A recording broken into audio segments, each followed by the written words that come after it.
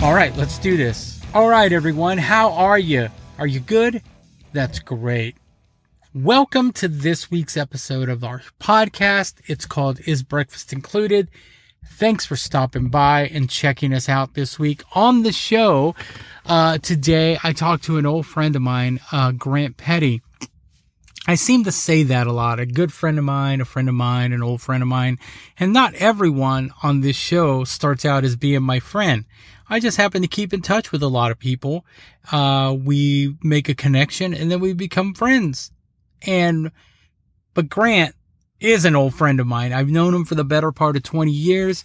He's got a band called North Point Drive. He is the lead singer and songwriter of the band. They're based in North Texas. They're making a few waves. They got some videos, some dates coming up in July. I know Grant from a different life when he was the singer of a rock band called House of Flies and Carbon Soul later on. And then he moved off to LA and did the LA thing, learned a lot of lessons, listened to what was going on out there and spent some time out there. He didn't go out there and then come right back. He stayed out there for several years, came back, and now he's doing the country thing. And thankfully it's not red dirt country, which is nothing wrong with that, but it just seems like every person that starts a band wants to do Texas country or red dirt, and that's fine if you want to do that. But what he's doing, it kind of reminds me of country music that I listened to when I was growing up. So it's cool. It's got a little rock feel to it, and his songwriting is very personal. He kind of remembers when we met. I don't remember quite when we met, but we tell that story, and he says some nice things to me. Chooses some very kind words to tell me. All right, let's check it out. Tell me who you are. Yeah, I'm Grant Petty, a country band down here in Texas. We're called North Point Drive. North Point Drive. I think the last time I talked to you, Grant, the last time we saw each other, I want to say it was the early 2000s, right before you moved off to LA. Yep, right before I moved off to LA. I think I was around 2007. I was at the NAMM show, and I was coming up in a cab, and I saw you running across the street, and I think I texted you, and you said, I am at NAMM, but I'm on my way to the whiskey. Yeah. You were going to, and that's really the last time I saw you. After that, you were in LA. Yeah. Yeah. And before that a little bit, one of my fondest memories is doing that show we put on in Corsicana. Remember? Oh, we rented at that hall. That was cool, man. I remember that. That was a really good times, man. But those were the days, man. We could rent out someplace and people would actually come out to hear your band play. Our bands play. Remember that? Yeah, exactly. I remember doing a few in Palestine, Corsicana. And then I remember something you told me that stuck in my head forever was I remember at the end of that show when I paid the bands, paid the couple of security people, all the stuff, I literally had a handful of change. And I looked at you and said, man, I got to quit this. I got to quit this, you know. And I remember you looking at me and going, dude, don't stop. Don't stop. Hey, man, you sometimes you're going to hit it. Sometimes you're going to walk out with pennies. That's what it is. Don't stop. That always stuck in my head like, yeah, what are you talking about? Sometimes you hit it. Sometimes you don't, man. You just got to go, keep running. Keep running. So yeah. Well, that's funny, man. You and I, you know what, Grant? We've known each other so long. I don't quite remember how we met. Like, I know how we met. It almost feels like that I've known you forever.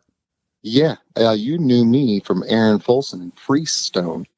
That's right. What happened was Aaron, when we got in a band, House of Flies, when I was 19 years old, he said, hey, I know a guy in Dallas who can kind of get us into Deep Ellum. He is booking Galaxy Club, and he's doing some other stuff with 97.1 The Eagle. And I said, oh, cool. And then what happened was we started trying to get some recordings, and we couldn't find anybody that could really do it. And you hooked us up with Braxton Henry. And that guy, amazing. He did a dozen Furies. He's done so much good work. Sound guy too, awesome guy. And we got hooked up with him. and we got to play show. That was our first show, was at the Galaxy Club in Deep Ellum, was because you hooked that show up. That was our first Deep Ellum opening, and that's when I met you face to face and all that kind of stuff. I was like, oh, okay, cool. You're the guy that kind of hooked me into sound in Deep Ellum, because I was running around there for a little bit at some of those different places. I remember you going, hey, will you run sound? Why don't you go down here to Reno's? Why don't you go down here to this place? Hey, you can run sound over here. And I was like, oh, man, let's do it. Hey, when's your band want to play? I think you ran sound for me at Indigo for a minute, too. Yes, I did. Absolutely. I forgot the name of that club. That's why I was going, wait, because those clubs change names, you know? Yeah. Yes, that's the new Pecan Lodge. Or it's not new, but that's Pecan Lodge. It's weird. I was in Dallas a couple of weeks ago, and I took my son for lunch there. And I was telling him, I was like, man, this used to be the bar I worked at. And then he kind of rolled his eyes like, oh, God, here come the stories. Like, here's the story. Back in my day. Dad. Back in my day, uphill both ways, snowing in the sleet. Yeah, exactly. Yeah. Right on. You did House of Flies, and then you hooked up with a guy named, what's the cat's name? Ryan Ray. And then we did Carbon Soul, and that was kind of our next kick. And then that went for a little while, and then Ryan Ray was playing in a band called Never Set, and he ended up being the singer in a band called Atticane, and those guys were tour support for years, just so many really, really good bands that I just wished. Like, give you an example. You told me before anybody ever even knew, I think when you were doing DJ stuff for the Eagle, for the Rubber Room, if I'm not mistaken, you said, hey man, there's this band playing at the Bomb Factory or something like that over in Deep Ellum called Breaking Benjamin. And I said, who's that? You said, go check these dudes out. I'm telling you, their music, it's something. I went and watched them. I was blown away, but it was before they had really hit. And then a few years later, Atticane with Ryan, they're opening up for the dudes. The Candlebox taught Ryan how to sing. The singer from Candlebox, because they were opening up for him, is the guy that worked with him backstage and taught him how to actually sing. And I was like, what? This world is so small, you know, when you really think about it. Yeah, I remember it's crazy, man. Ryan's band. They played a lot with a buddy of mine's band, Messer, and I went to see him. That was I hadn't seen Ryan in years, but I talked to him for a few minutes. We exchanged phone numbers and talked for a minute after that. But it's hard to keep in touch with everybody, Grant. Hard to keep in touch because you just meet so many people too. Because right. You go somewhere, like I was telling you earlier. I had a little European thing there. And man, sometimes you just meet people and you just feel like, man, I'm like your bro, like it's almost like their family or something. Yeah. And it's hard because once life goes through, well, you have 400 people that you felt like that about at some point. So it's kind of hard to keep track with everybody. I know how that goes. Yeah. Life moves. Life moves. After Carbon Soul, man, you took off to L.A. Yes. Why'd you leave Dallas? Because I got caught in the producer trap. So really the whole reason I ever did any music, any sound festivals, any photography, anything, producing, recording, all this stuff was, how do I get my music out to where it needs to be at that level and not have to borrow money or be broke the whole way through? So there's a huge rehearsal studio in Dallas, Pro Rehearsal. And I ended up being the lease manager, and then I ran the recording studio. The owner of the whole facility said, hey, I'll let you run the building, and we'll partner up as a recording studio. So I got to record all these really great acts. It really worked well, but I found myself not performing and just, producing and recording and albums and doing this and going to school at UNT and all the stuff. And it was really cool, but I just had this feeling like, dude, you did all of that to get your voice out. You can do this when you do this when you're 60 and the fire just burns. Go and produce then. So that's when I flipped and said, hey, I'm going out to LA. I'm going to try to do something. I moved out there, ended up doing sound vocal production again, but it was cool because it's for one of the Doobie Brothers. So that's kind of how I got out to LA. But then once I went out there, I met a guy from England. His name is Mick Kinney, and he was in this. I think it's called grindcore, and it's called his band's name is Anal Nathrak. So he's best friends with like Shane from Napalm Death and all these kind of dudes. He wrote this super mainstream sounding kind of Avenged Sevenfold, Linkin Park kind of twist, but he already was signed and kind of already had the clout behind him. So that band was called The Deliverance. So that gave us a pretty good push in LA. That's what we were pushing for several years in LA. And that basically the whole point was get to the door and see what they say. So we got to the door several times, had major producers come out, all this type of stuff, brought it to them all, and they all looked at me and went, "Great music. Sounds a little new metal. Try something new." And I'm like, "Oh man, here we go again, 3 years or whatever it was." But it was really good experience. The manager kind of told me, he said, "Hey Grant, I know you really like this mainstream sound, but try something a little different." And I said, "Okay, what are you talking about?" He goes, "There's a guys down in Florida. They want to fly you down there and they want you to do a progressive metal album with them." I was like, what's that? I know what metal is. I know Pantera. I know, Deftones. I know that. Well, what are you talking with progressive metal? Anyway, so I went down there, did a project called Synchronicity, kind of got us around the world a little bit in some places I didn't even know cared about music. Go to Portugal, go to, it's just these crazy places. And you're like, wow, they're really kind of into that. So Deliverance kind of, had its run, switched into that. And then I sat in LA for, I'd say about 7 years. And all I was doing, which kind of hurt my heart because I always fall back into the producing thing. I knew some buddies that did a lot of film for Netflix and all these, type deals. But what kind of one of the things they do is they don't want to pay for the high end music. So what they'll do is they'll find a guy like me or Mick or a couple of these other guys, and they'll say, "Hey, here's a, $400,000 movie. Not a great budget, but we've got one good actor in or something. We're going to place all these famous songs in this thing where we want them, the clips and the snips, how we want them. Now you go back in and re-record those songs, not the same song, but kind of in your vibe with your lyrics, change it. But here's the tone." So I was doing 10-second clip, 30-second clip that sounded like a knockoff AC/DC song. Or I remember one time I was doing a knockoff Macy Gray song, and I was flipping my voice to sound kind of like that, like a chick. And I was going, "What are you doing, man? What are you doing, dude? Like, come on. So then I just started kind of going, you gotta reach to the next. You're getting around 40, man. You got to kind of think outside the box. What are you going to do? Yeah. Well, it was paying the bills, but wasn't fulfilling you. Yeah. It was like, this is, yeah, it wasn't fulfilling me at all. And I wasn't getting to sing like I wanted to. I wasn't getting to perform and let my art out and let that out. It was more, hey, polish this art. And I'm like, that's good. I'm good at that. But, I was like, well, what kind of music can I do that'll allow you to be pretty much whatever age you want? And I was like, you are from Texas. Let's do some country, man. So I kind of thought on that for about 5 years.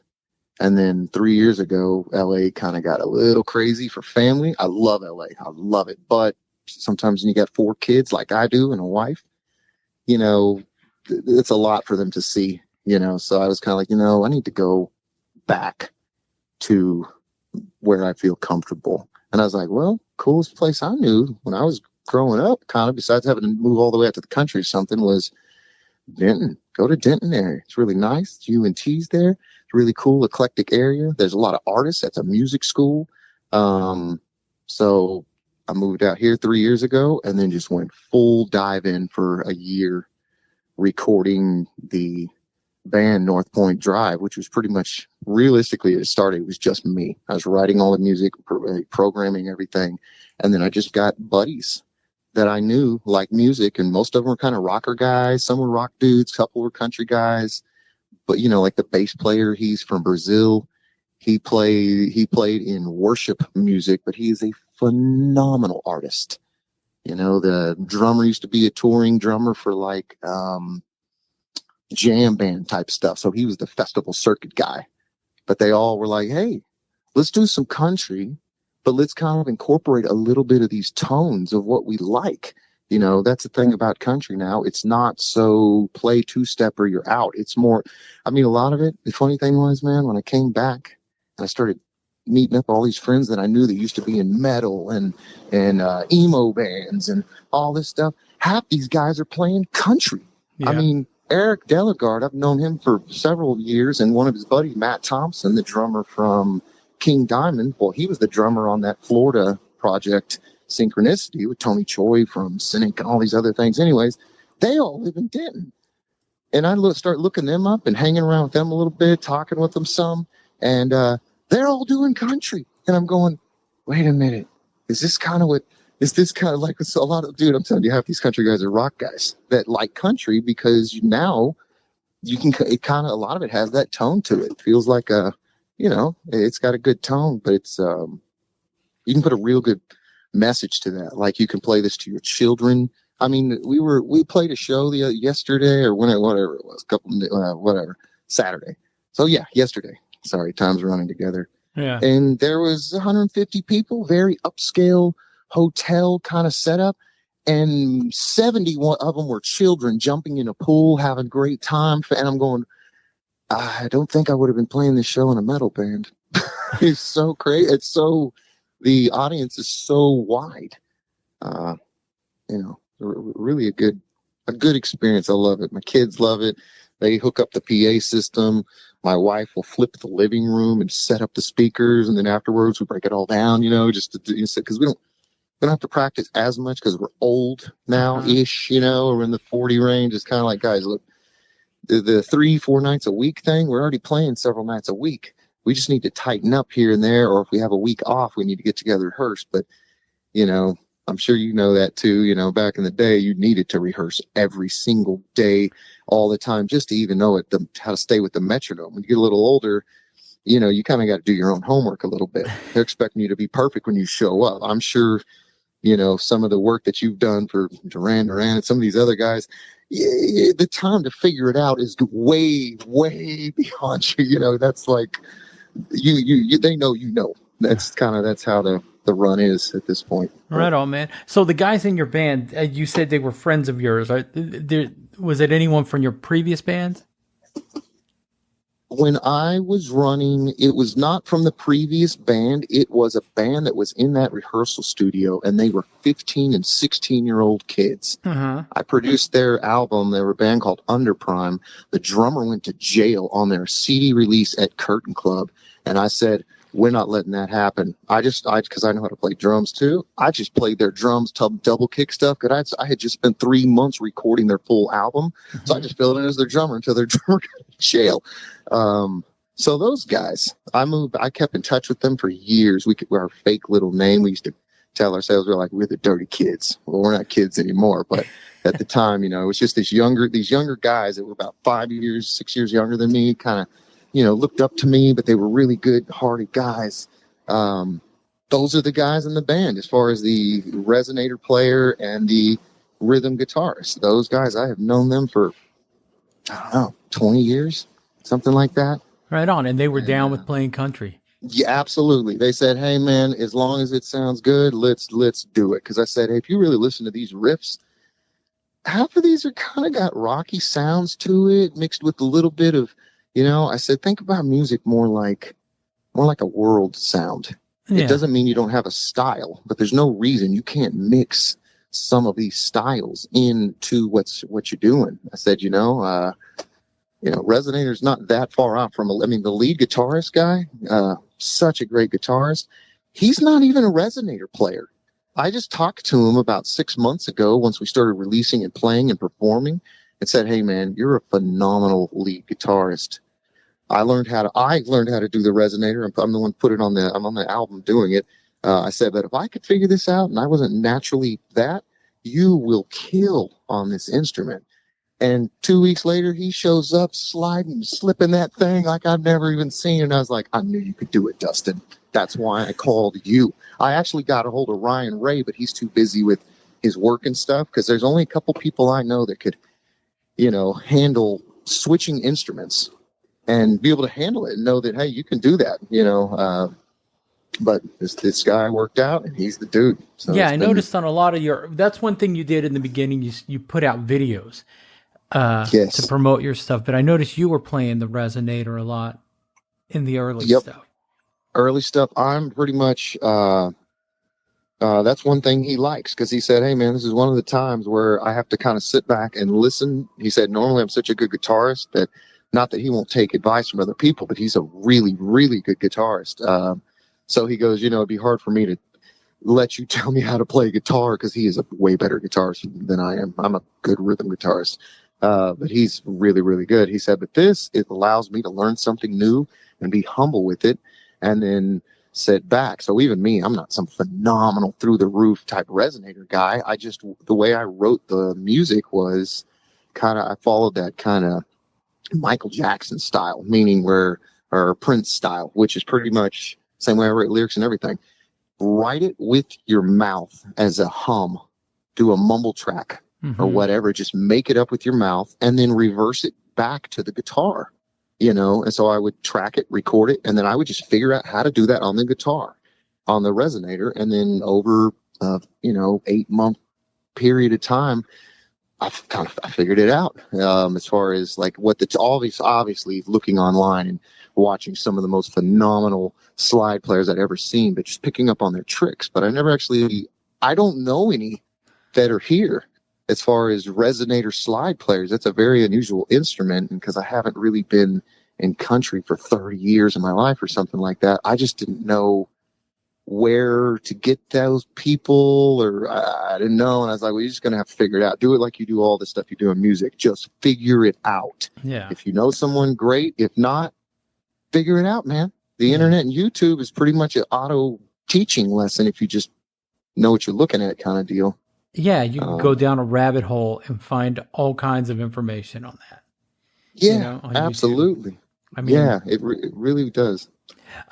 Man, like you said earlier, you came back to Texas. All your rock friends, metal friends, they're all playing country. I noticed that too. I noticed that was a thing several years ago. They all started gravitating towards country, and they all started. None of them wanted to say they were playing country. They all wanted to say, well, I'm playing outlaw country.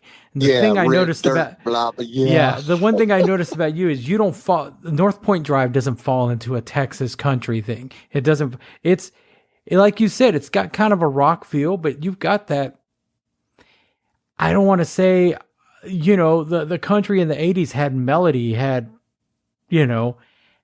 production, it just wasn't, tears and beers. Yeah, exactly. That's really what turned me off to country originally, which I love now. So it's not anything, but I mean, was that some of the stuff from the 90s, it just made me sad. And that was when I was growing up, and I was more into the, I was just more into the alternative rock kind of scene, because a lot of time at that point, it was all two-step, sad, I'm getting divorced. I mean, not all of it, but a good 80%. I mean, I like Garth Brooks. I like the Dixie Chicks. I like Tim McGraw, because they kind of had a different vibe. I wouldn't consider myself like a super fan of it, but I would definitely, because my brother would listen to a lot of country, I would listen to that. It wouldn't be a turnoff to me. But then once I started paying attention to it and listening to some of these guys today, coming out, and, Eric Church and, Jason Aldean and some of these guys, I'm going, oh man, these are rocker dudes at heart.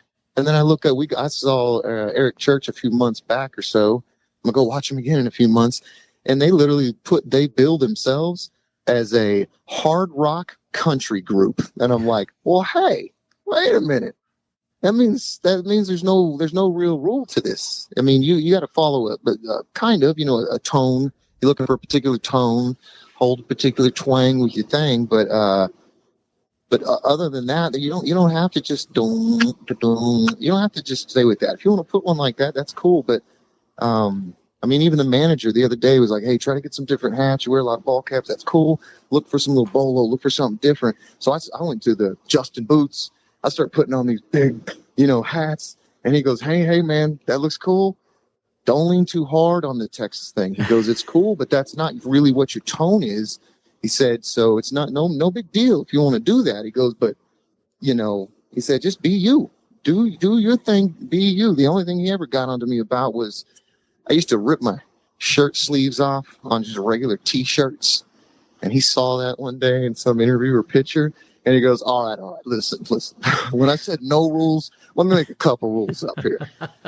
Let's clean it up just a little. Just clean it just a little. I said, well, what do you mean? He goes, your shirt you wore on stage in Arizona at a thing. He goes, it looks like you just ripped off one of your construction shirts. And I went, I did. He goes, yeah, let's not do that. I said, yeah, but some of these other guys are, got tank tops and this and that. And he goes, yeah. And do you notice the edges are sewn? I said, oh. He goes, they bought them like that. Those are designed. He goes, you're just ripping Goodwill clothes apart. And I went, oh, okay. All right. I got you. I'll tighten it up, Jeff. My bad, bro. But why do you think it is with some of these cats that are playing country now? Like you just admitted it, that you liked Garth Brooks, you liked Tim McGraw, you liked certain bands of the 90s. Why do you think it is with these cats that they can't admit that they have to throw in that outlaw, like, oh, I like Waylon and Willie, and I like this. Like, I love those guys too. I do. I think it's that whole. It falls in all genres. Fans and people a lot of times like to be the first to discover something that's not really out in the world, and that gives them a feeling of a place. It's kind of like you telling me about Breaking Benjamin or something like that. Some fans that would tell me that, and I liked them, they'd love them until the second that they hit. So once they hit, a lot of those fans would go, oh man, they sold out. And it's like, the point of the music is to get to as many people as possible, right? That's kind of the artist's thing. Usually that's why I think they don't admit that, because it's easy, so a lot of these guys are in, I don't, some do, some don't, but some of them going, oh yeah, I don't like that, blah, blah, blah. It's kind of just that little bit of that hater, that little bit of that, well, hey, they had super success. So, you're not really outlaw, or you're not really this, oh, you listen to the mainstream. And I'm like, yeah, because without those big mainstream dudes, the whole genre wouldn't even exist. I mean, let's be realistic. You wipe the top 20 country artists or any top pop artists, any of that. You take the top 20, 30 of those people and make them go away. There is no sub-genre underneath. Yeah. They're creating the tone, man. I mean, don't you give props and respect to the people, even if you think sometimes that music's, it was put together in Nashville and it was all placements and they were using catalogs and all this. Who cares? You're looking for a message and a tone and a voice and the musicianship that goes behind it. Do I care if some little kid wrote the song and then Tim McGraw picked it up, put his vibe and sang it? I don't care. I think that's amazing. Great. That's in my opinion. That's why I think some people will do that. They'll do the whole, we do outlaw or we do red dirt. Well, we got a few songs that are considered red dirt. We got a few songs that are like dirty blues kind of sound. We got some songs that are straight, pop country. We kind of, we not shotgun blast, but we're trying to give you a variety when you're hearing the music. That way, if you are a two-step person, well, cool. You're going to get 3 or 4 songs that give you that straight vibe. If you don't even like country and listen to the set, get 3 or 4 of those songs, you're going to go, hey, man, I like that. I'm not even a country dude, but that, I like that. We get that quite a bit because of that, it's just a message that you're trying to get out. Ultimately, that's what it is. You want to get people a message. You want to get their heads bobbing. Yeah, get their heads bobbing and also let them know there's somebody else out there, people, artists, that feel exactly like they feel. And sometimes are able to put their feelings into a word. There's probably many songs that you hear, especially doing as much work as you've done with so many people in the last 20, 30 years, where you hear that song and instantly you're 14 years old again in Corsicana. Exactly. Or in Mahia. Or some, and anyone listening, you don't know what we're talking about, but hey. That's where we grew up. But you know what I'm talking about. Freestone County, baby, all the way. But and it just brings you right there. And no matter what that artist even wrote that song about, it means something to you for that, what it means. So that's what I think music really is that the connection to where someone hears that and goes, I'm not alone. Somebody else understands and feels this too. It'll be all right. Things are good. Let's have some fun. Have some cool. Sometimes bad stuff happens. Sometimes good things happen. That's life, man. Life would be boring if we all got $1 billion and could just relax on a beach. We'd all die of obesity at 50 years old if that happened. It's not supposed to be life. Life is supposed to be a struggle. That way, when you get dropped from some, I don't know if it's happened to you, but when you get dropped from some tech gig that you thought was going to pay your money for the next year, it drops and you go, oh my gosh. And then you know what? If you wouldn't have got dropped off that gig, that next door wouldn't have opened up at that particular time. So you know what? That was supposed to happen like that. Yeah. I wouldn't have got to that next step without it. It's a cheesy thing to say that everything happens for a reason. It does. Absolutely. It's laid in order. Yeah. It's made like that. What's the difference now with North Point Drive? What you're doing now? Like, what are the major differences in the way you approach it as to the way you approach like Carbon Soul or any of the back in the early 2000s to how you do it now?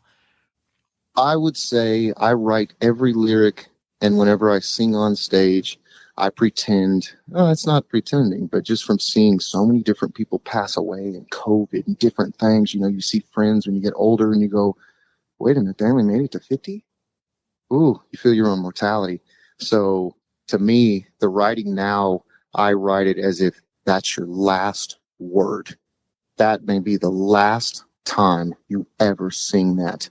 You better sing that like that's the day, because you never know what happens when you get in cars. It's not being morbid, it's just being realistic. So it brings me, when I'm writing lyrics to these now, it is much deeper as far as what it is. It's not so cliche, even though I'll put things in the stuff that make it catchy, because I like catchy melodies and rhythms and all that. I love that. But it's more of a, you better make sure what you put down is nothing that would disgrace you, your family, God, all of the above. Make sure that has a particular message. Not that it has to be heavy message all the time, but just make sure that, in 5,000 years, when they lose all of the internet files, because no one has hard copies of anything now, and when some solar flare goes, poof, all your memories are gone, cool, those lyrics will remain. And just those lyrics will remain. Your children and grandchildren will read those lyrics one day, even if you lose the CD. Just write it as if it's your last word. And I heard one artist say it really well. I don't listen to his music that much. I think his name is Upchurch. He's like a rap country guy. He's kind of cool. I like him. He's funny, cool guy. But anyways, he said, and I do live by this for sure, is you live what you write, and you write what you live. If you do anything less than that, it will not ever come out as real and authentic, because it's not. If you play somebody else's music or songs, you better feel that music and that message and song, because if it doesn't, you'll become very bored very quick, and it will not be passionate. So that's how I approach recording. That's how I approach all of that. I mean, when I go through studio block time, sometimes 4 or 5 days straight with a group of guys, no matter if it's country or progressive or rock, whatever that is. I mean, looking at a bunch of German dudes crying in a studio with dreadlocks and metal looking. I mean, everybody, it's crazy, man. It's really crazy. So I try to keep it on. I try to keep it to that, not for the reason of, well, hey, that'll give you the best opportunity to make it. Who cares, man? Some people make it and they have such a bad deal, they owe the label money at the very end anyway. So I don't know. I'm sure you know the story of a dozen Furies. I won't get into that, but I heard that whole story and went, whoa, sometimes it's not so shiny. And then some people's idea of making it isn't any of that. It's just like you said, putting their lyrics, putting their music down, and just having it there as a record of where they were in that time. And some people don't want the record deal. They just want to put it down. Yeah, absolutely. Yeah. That's kind of been the approach with music, at least in the last, I'd say 15 years. Because like I told you about the whole LA thing, that kind of just it didn't jade me because I didn't really do a bunch of bad stuff. It actually was a flip, to be honest. I was really concerned that when I would go to Los Angeles at 26 years old, that, oh no, if I go out there and I'm not strong, the party scene could eat me alive, because in Dallas, the party scene was pretty heavy. You know what I mean? And you decide how deep you want to go, but it was, you were there. It was pretty heavy, especially through the 2000s and stuff. Some people were off into some real deep nonsense at that time. So I was a little concerned, like, man, it might swallow me. And once I went out there and met Mick and a lot of these very, very established musicians, none of them were doing any of that. They literally all looked at me and went, you can't do that. You can't party after every gig. You can't do all these things. They said that's a facade that they kind of push out to the world for that, sex, drugs, rock and roll, party. They said, but all the real ones, most of them don't do that. The labels hate that. They said they may project an image, but if you think all these guys are walking around with needles in their arms, barely holding it together, no, man, this is a profession. That's not how it works. So I was very glad that it went that way, because I was going, wow, okay, good. I just literally went from small town feel to this is how the business actually works. And that's actually what our release is about, the song LA. That is the song of me going from Dallas to LA, and kind of my expectations. I felt like, fish out of water kind of thing. You go in, you go, well, I was doing pretty good in Dallas. You think you're something, and then you go out there and you go, I know nothing. Yeah. Be quiet and listen to and pay attention. It was more like a world college or something. I don't know. It's crazy, man. Yeah, I talked to I don't know if you remember this cat, Nick MD. He played in the Destro. Yes, I do. Guitar player. I talked to him a couple of years ago. He was out in LA, and he said the same thing. He's like, when you're in Dallas, you got all these bands running around with their laminates, because they're playing the Curtain Club, because they have no clue what beyond the Dallas city limits holds for them. Yeah. The realities of like, I'm gonna sell out trees, I'm gonna sell out the Curtain Club, but then you go to Lawton, Oklahoma, and 3 people show up. Yeah, absolutely. Yeah, that's exactly it. And then you get around where you get to meet some real musicians. That, not that the Dallas people aren't real musicians, but that's why so many people leave, because they want to know the answer. They don't want to just know what their town's answer is for their local thing. It's kind of like, yeah, that's great, but how do you get this to another level? And what are the rules, even if they're loose rules? What am I missing? What is why is it that, through our time, at least from the 2000s through, of some of these groups that we knew in Dallas, why is it that only, Drowning Pool got out? When you had some of these other groups that you thought, that man, it's going to happen. Slow Roosevelt and Big Iron and a lot of these guys, you're like, it's what's the deal, man? They packing house here. I don't understand. They're on some sub label or whatever, this and this. And then you go somewhere where you're seeing the real artists that are doing all the real tours, all the things. And you go, wait a minute. The mentality of professionalism and perfection that they try to achieve and just focus on is at such a different level. You realize, okay, this is not that it's, well, no, it is. It's harder than what you thought it was. It's not the after party. Most of the times, the guys who play these shows, there is no after party. We get back in the bus. We're going to get ready. We're going to the next show. The next morning we show up. We're going to have our light breakfast. We're going to do our interviews. We're going to go do sound check. We're going to relax and do our warm ups and stretches. Then we're going to go play our show. And we get back in the bus and repeat that. Yeah. And it's like, oh, wait, we're not just going to party in Jersey and then New York. And then it's like, no, you're not. You're gonna have a tour manager right over the top of you going, guys, get in here, go over here, do this now. Now you need to go over here. Hey, now be together. We got an interview at this time. If we miss this interview, this station's actually gonna fine us money if we miss this interview. Like, oh, so it's like that. I thought they were just calling us. No. Yeah. When you hit certain levels, there's agreements. So Yeah. And I agree with you, man. You know, we were around this scene in Dallas where bands like Drowning Pool. I think you and I share the same opinion, and you said it in a different way. I just think, you know, Drowning Pool put in the work. They were the band that went out and they lived in a van and they played the game with radio stations and what have you. And I guess I saw, and I used to voice my opinion a lot. Like a lot of these cats, they're just a big fish in a small pond, and they like it that way. They like it that way. They don't want to, you know, leave the comforts of what they have here. And that's ultimately, that's why I think a lot of bands in Dallas did not have the big breaks, you know, that Drowning Pool or even Edgewater had, you know.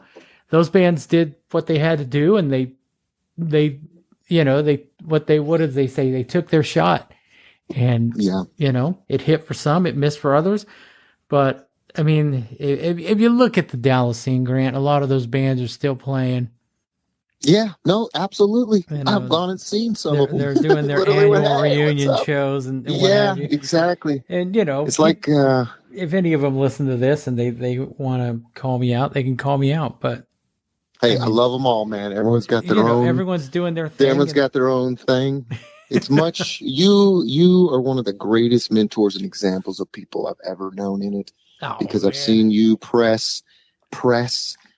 I mean, you were big before I even knew what was going on. When I was literally a teenager in high school, and Aaron Folsom is in a band, Freestone, which was you guys, and then went, man, who are these guys? And I'm literally a teenager, you know, in Teague High School, going, wow, look at that.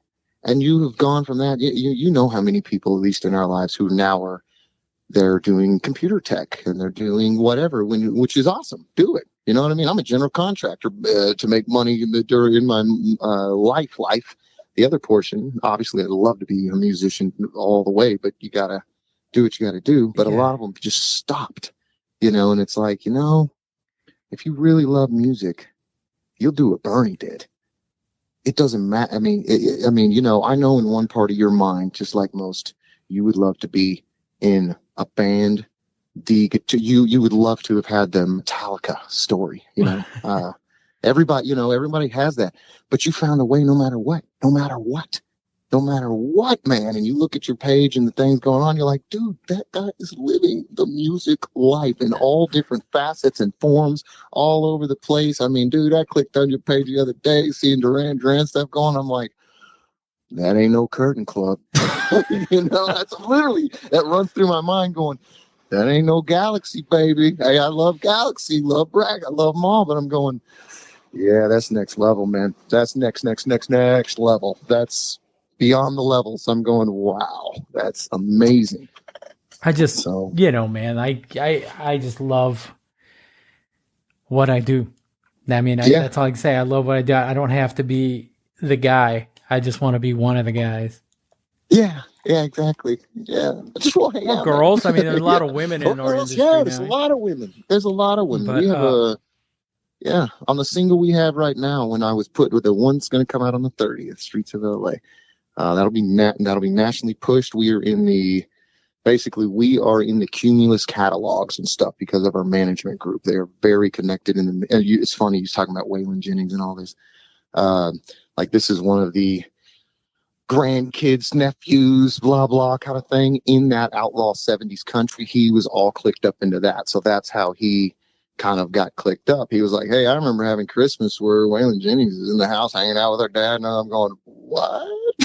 Okay. So you know what's going on, man. And so he's done very well as far as getting it to the right places at the right time. And then you can't make the world love you. They either do or they don't. You know, it's not, you can't be upset if it doesn't happen. It's like everything. All I really am asking is just get me to the door.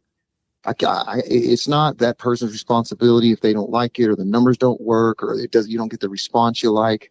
But there's just something about not knowing That's the whole leave Dallas to go somewhere and try something else or go different something or any town. That's kind of what that single is, get just, even if you can come back, you can always go back to Corsicana, man. We can always go back to Fairfield or Teague. We can always do it. But while I have breath in my body and our knees aren't falling out, press, push, don't stop. You got a handful of coins. It's okay, Grant.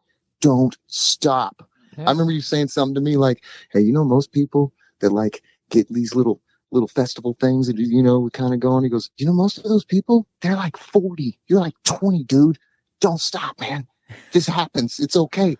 You press, man. It was really, that stuck in my brain. It really did. All right, man. It really thank did. you. Thank you for those nice things. But I think there's such a stigma in our society on failure. Like they tell you can't fail. You got to succeed. You got to, failure got us where we are. Yeah. Yeah. Every time I hear that, I think of that too. I just think of KFC guy. KFC dude. He was like, I don't know, these numbers might be a little wrong, so don't quote me if anybody's listening. But that dude went through like 2 divorces, 7 full bankruptcies, and then thought of KFC. Put that out. He was like 60 before he hit. But he never stopped. No. He never stopped. He didn't care. It was the attitude of the German people I was saying this last week, doing a little project with. They said that's one thing about Americans a lot of times is they said you're very animated, you're very optimistic, but in a very forceful way. And I said, it's just, I said, I have to kick the door in, even if I know sometimes the other side might not be what I'm expecting. I can't sit outside the door and not know. I can't do it. One of my bosses in LA had the best story I'd ever heard. He got signed to Universal in the 90s for he was supposed to be like the other Vanilla Ice, like a rap rocker guy from Detroit. He was a good looking guy. He was a fireman / stripper / actor. So amazing looking dude. And I said, well, how did you get signed? How did you do it? And he said, well, what I did was I just went out to LA with my demo tracks and I sat in front, I can't remember which label it is. It's the Tower one, Tower in Hollywood. Capitol? Capitol. Yep. It's the circle one goes all the way up, old school West Side Hollywood. Anyways, he said, I just sat out in front of their office every day. He said, I go work out so I'd look all in shape and I'd sit out on front of their steps. And I said, and did what? And he said, anytime anybody walk in that building, because they'd let you in or out, you couldn't just walk into it. He said, anytime anybody go into that building, I go, hey, man, listen to my demo. Listen to my demo. And he said, I just sat out there for about a week and a half, every day, all day, every day. And he said, finally, one of the secretaries said, hey, we don't want to have to call the police or anything for loitering and stuff, but what are you doing? And he said, I'm a singer, rap singer guy. It's the 90s, so, that was a thing. He said, just give this to an A&R person, I promise. And she said, we get hundreds of submissions every day. Nobody, it's not how it works. You got to go through the right channels and blah, blah. And he goes, well, then I'll see you tomorrow. And she goes, give it to me. She goes, I will give it to one of the guys, I promise. And he said, he sat out there. 4 hours later, one of the A&R guys came downstairs and said, hey, man, you need to come over here and talk with us. We love your music. And they signed him. And I went, man, now that's perseverance. That is just let me get heard. I can't force them to like it, but I just see if it's something you want. You know what I mean? Yeah. I mean, I literally have told them, hey, if it doesn't work out or they don't like the voice or whatever, just to be a songwriter, I'll sell it to the Nashville catalogs. If it's something I will, but obviously I want to get my shot to see if I can do it. But if it's only on the songwriting, that's cool. If it doesn't work with that, I'll put in placements. I'll put in a commercial in Germany for a bread commercial. I don't care. As long as that hook gets in there and someone goes, hey, that's how I feel, right, then I'm good. I'm good. That's how I look at it. Well, right on, man. Well, buddy, I appreciate your time, man. Where can people find North Point Drive on social media or you can type it in anywhere. You can type in northpointdrive.com. You can put North Point Drive Band, and it'll show up anywhere. Instagram, Facebook, all the stuff. like I said, the 30th, we're going to be releasing nationwide, Streets of LA. That's going to be coming out on the 30th of this month. There'll be a music video following it also. So just type it in, it'll show up. The band name was kind of a low-hanging fruit, meaning I couldn't think of one. I walked outside and I did the Linkin Park thing because I used to know Jeff Blue from Alex Gerst and all them guys. And he said, that's how Linkin Park got their name. I was like, how'd they do it? He said, they walked outside the studio, said, what's the name? I don't know. And they were at the corner of Lincoln and Park and said, that sounds good. So I just walked outside my house. I'm not going to tell you the exact address, but I live on North Point Drive. And I went, that's a cool name. We're going up. We're driving north. Way on the way up, baby. So punch it in. You find it anywhere, man. Right on, man. And any live shows you want to promote? Yes. So we will be playing this. Let's see. So we're going to be playing in, you know what? Type it up online. We're playing every weekend coming up. I'm really bad at that. I got it right here, man. When I put it out, I'll put out your. Put it on the link. You're in Allen, Texas, and in Dallas. Adair's. Yeah. Make sure you have a burger. There we are. Yeah. Best burger I love Dallas. that spot, man. That's a great little spot. I love it. Right on, man. Well, dude, I appreciate your time. I hang on after the call. I want to talk to you for a minute. Yeah, but for sure, man. My podcast, it's called Is Breakfast Included? If you've heard any of them, I'm going to ask you, if we were having breakfast, what would you have? Well, for me, I'm a waffles guy. Waffles and some bacon, or just a banana if I'm singing, because I don't want to get acid reflux. I'm old and that's coming up now. So the shit we do now, huh? Yeah, sure. Exactly. Now I'm regretting some of my younger choices. Now my stomach lining's trashed. So it's like I eat one jalapeno and I love hot food. Acid reflux. So either way. Well, brother, I appreciate your time, man. It was good talking to you. Yeah, you too, man. All right. Bye. Grant Petty.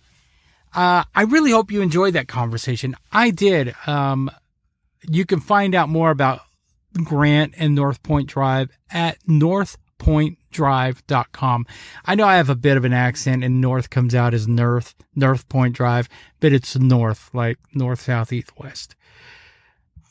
Anyway, Grant said some things to me in that interview that I thought were really kind and really nice, because sometimes people make an impact on me, and later on when I meet them, I say, hey, you said this, and they don't remember anything. And I didn't either, and I felt bad, but he said those things and they made me feel good. Sometimes you can say something, it'll change a person's perspective, or they hold on to it. He also, after the phone call, reminded me about, I guess, a falling out that we had, and he owned up to it and apologized. He didn't have to, because that's how long ago it was and insignificant it was that I didn't even remember. Like, I've never had a problem with Grant. But apparently he thought I did, and we made amends with that, and we're cool. We always been cool in my eyes. But, anyway, he may be back on the show in a few months. He's got this secret project he's working on. He really couldn't talk about it. He sent me the recordings, very rough mixes, but they're really, really cool. And once that's done, I'm going to have him back on. We'll talk about that. I said Grant's a really talented guy, very driven individual, very positive individual. All right, guys, you can check them out. Like I said, northpointdrive.com. I'm going to get that. You can see their dates. You can order their music and their merch. While you're on there, go to isbreakfast.bigcartel.com, order a shirt, go to our website, go to our podcast site, leave us a review, like it, share it, all that good stuff. All right, guys, I am done before I forget how to talk. Have a great day. We'll talk to you next week.